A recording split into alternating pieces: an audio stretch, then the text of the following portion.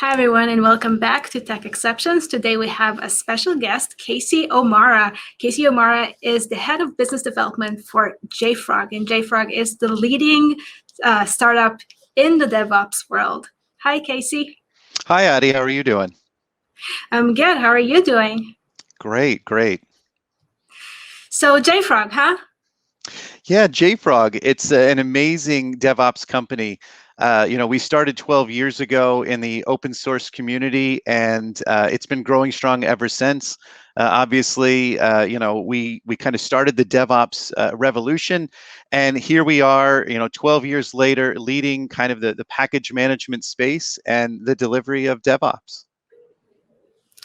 That's interesting. I remember even, 10 years ago or even today, people are still saying, hey, I want to do open source and I want to turn my open source into a business. But they really struggle with putting together the strategy of, how they can make profit, how they can work on revenue streams, especially when it's, everything is free and open source. And it seems like JFrog definitely nailed it and know how to do open source and how to build a business on top of it. And I remember something around liquid software vision that JFrog, really known for. So what is liquid software vision?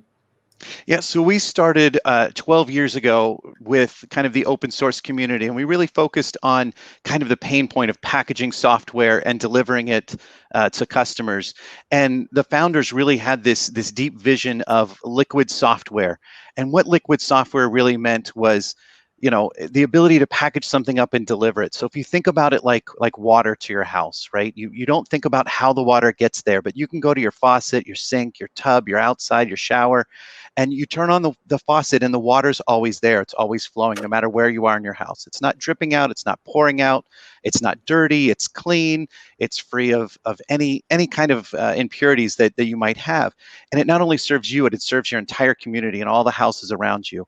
And so when you think about this software vision of software just flowing, you can kind of use this metaphor for how we deliver it to you today. So no matter what vertical, whether it's healthcare, whether it's your banking, whether it's automotive, any of the verticals that we serve, that the software should always be there. It should always be up to date. It should always be clean. And this is really kind of the vision that fueled JFrog and fueled us, over this past decade, where we've really focused on how we deliver that value to our community and to our customers.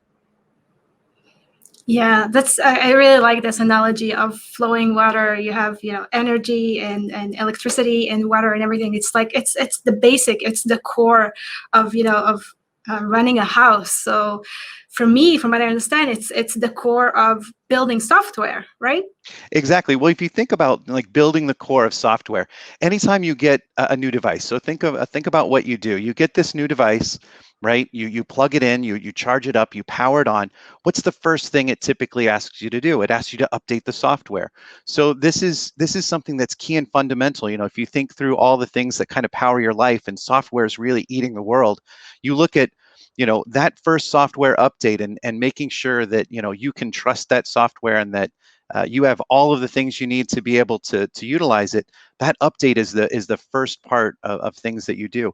And in some cases, like take your automobile, like let's say you've got a vehicle, you need to make sure that the latest safety software is up to date. It can even be a matter of life and death to make sure that you have those software updates. Or if you're in the airline business, you may want to make sure that your software there is up to date and you have the latest fixes, right?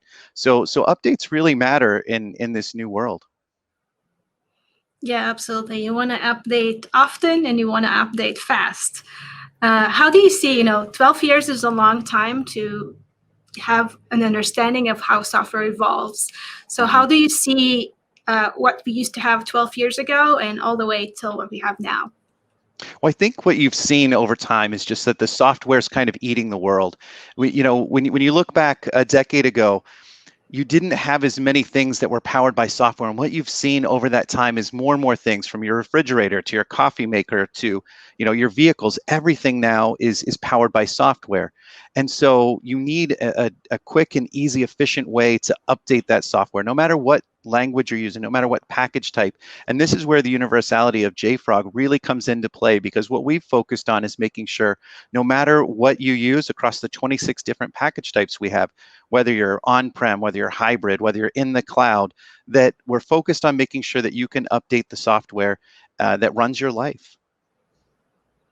Yeah, absolutely. Software runs our life. Software changed the way we deal, especially now with COVID and resilience. We definitely see a high growth in people building software and using software for their day-to-day tasks in business and in their personal lives. So definitely, right area and domain to be at. So how do you work within the community? There's the DevOps community, and then there's the developers community. Is there a specific area that you focus on? I would say JFrog focuses on community first. Even in the core of our company, when you talk to anybody, when you look at our codex, when you look at what we focus on, community and customer happiness are at the core of what JFrog does. And so even back 12 years ago, it started with community. It started with people that had an idea of how software should be developed, how it should be deployed. And the community and customers have been a key part of giving us that feedback and letting us know what they need and how they want to deploy and how we can help make it better. And I think if you don't have that strong community bond, if you don't have the community behind you, you wouldn't be successful, and you wouldn't be where JFrog is today without them. Yeah, absolutely. I definitely see it as well, from our side, community first and customer first. Absolutely.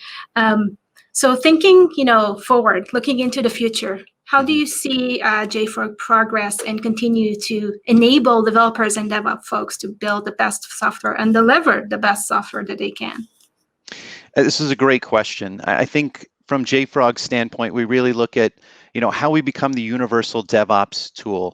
And what that really means is more than just words. It's making sure that you're plugged in with all of the other partnerships and all the other companies that are out there that are doing DevOps, and making sure that you have the universality of choice between what you do. So whether it's the fact that you're plugging in with some kind of infrastructure tool, whether you're plugging in with Azure Cloud, whether you're using your IDE with like say VS Code or with Azure DevOps, it's making sure that you have the ability to connect with all of those tools and make it seamless as you're deploying your DevOps pipelines and as you're pushing to production. And I think from our standpoint, we want to make sure that no matter what you choose or what you integrate with, over our 100 partners or over 54 different integrations that we have, that you have the choice and the ability to just plug in what you use today and be able to seamlessly and quickly release to production.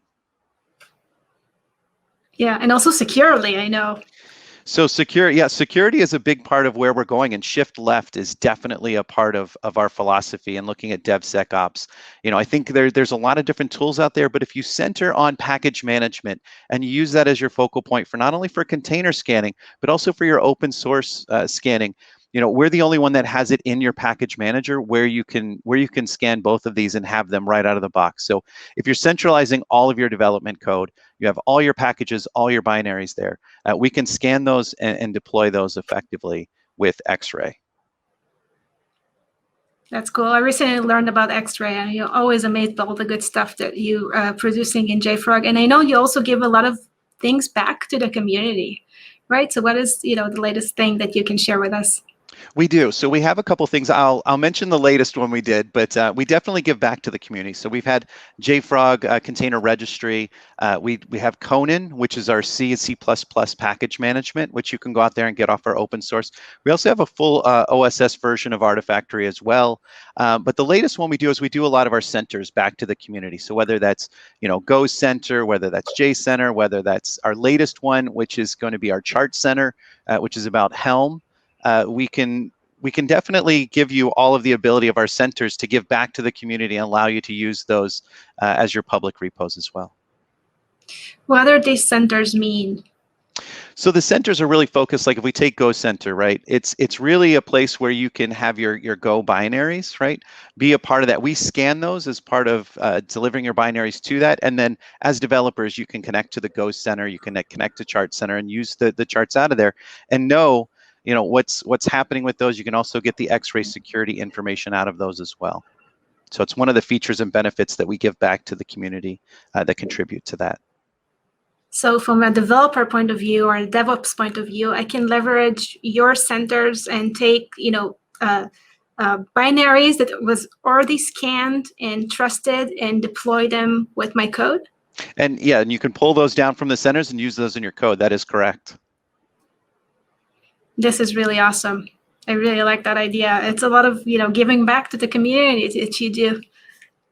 It is, and some people might not realize, like, we're connected with things like Bintray, and one of the things I use a lot, as a developer, is also Homebrew. And Homebrew, a lot of that is backed by Bintray. So there's a lot of ways that we connect and work with the community and package up different softwares and deliver them. And it's really amazing, the community connection we have and the bond we have with developers. And we want them to be able to trust those binaries and use them and have an easy and consolidated way to do this. In some cases, yeah, and that's what you may not realize is that JFrog, a lot of the updates and a lot of the software that you do today across a lot of verticals, 8 out of the top 10 banks utilize us. If you look at automotive, we have a lot of the top automotive makers. When you look at healthcare and you look across a broad swath of verticals, when you're updating your software, you may not realize that you're using JFrog Artifactory. Like, you may use Twitter, like our Twitter handles are here right now. Twitter uses us on the back end to update Twitter, or Facebook, and a number of different software companies that use us for their software updates that powers a lot of the things that you do in your life today. So you're holding a lot of data. We're holding a lot of packages. So a lot of our thing is really kind of that GitOps, BinOps kind of shift, which is, today we have a lot of GitOps where you're going from your Git repository out. But what we think about is from BinOps. So from your binaries to your operations, and how do we quickly get those out to production? Avi Cavale, a former Microsoftie as well, also talks a lot about kind of the BinOps and how we do it. He spoke about that at our last Swamp Up and talked about what he's doing in pipelines with JFrog to make this easier and to make it simpler, and to have kind of those native steps that just plug in with things like GitHub, with Bitbucket, and with other source repositories to make it easier to operate on a BinOps type operation. Yeah, that's cool. That's really cool. I know you also do a lot of integration and a lot of work with Microsoft. Do you want to share a bit about the integration and work that you do with Microsoft services? Yeah, so we integrate with a lot of Microsoft services right out of the box, from connecting with Azure DevOps and having the ability to natively use our YAML pipelines with Azure DevOps. We also connect with Visual Studio Code. We have a plugin with our X-ray that we talked about earlier that you can get the feedback right into Visual Studio Code on those vulnerabilities and other things right in the IDE, so the developer doesn't even have to leave where he's at. The other things that we integrate with are with GitHub integrations.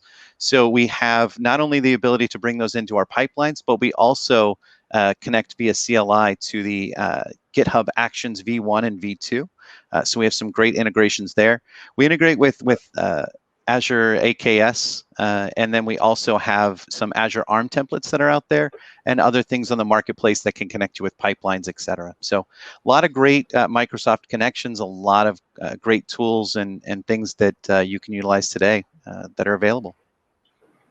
Yeah, and a tight relationship that cross, different domains and areas and functionalities. It does. It does. All right, Casey, thank you so much for being here today and sharing all your knowledge with our audience. Thank you, Adi, for having us. And again, really happy to be a part of the Microsoft family and to be a part of your ecosystem. We appreciate it. Thank you. Thank you.